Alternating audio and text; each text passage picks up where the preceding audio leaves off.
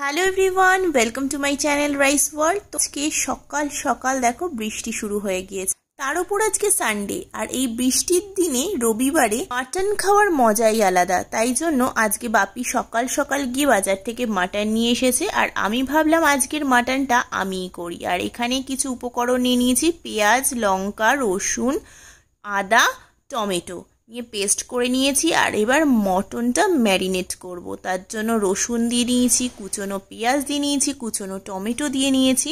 আর এখানে যেটা কি দিচ্ছি বলো তো, আর এখানে যেটা দিচ্ছি সেটা হলো পেঁপে গ্রেট করে নিয়েছি, সেটাই দিয়ে নিচ্ছি। আর একটু সর্ষের তেল, আর মশলার মধ্যে হলুদ গুঁড়ো, জিরে গুঁড়ো, ধনে গুঁড়ো, কাশ্মীরি লঙ্কার গুঁড়ো, নুন, একটু চিনি ব্যালেন্স করার জন্য, আর টক দই দিয়ে ভালো করে ম্যারিনেট করে আমি অন্তত আধ ঘন্টা থেকে 45 মিনিট রেখে দেবো।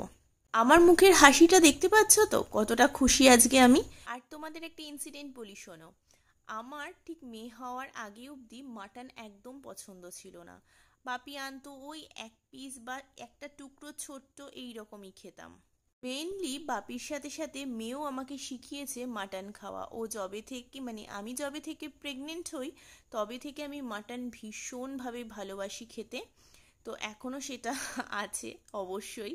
তো বেসিক্যালি ওই শিখিয়েছে। আর এই দেখো আমি একদম কষিয়ে নিয়েছি, আর এখানে চাটনি হচ্ছে। মাটনের ঝোলের সাথে পাতলা ঝোলের সাথে চাটনি তো অনবদ্য লাগে খেতে।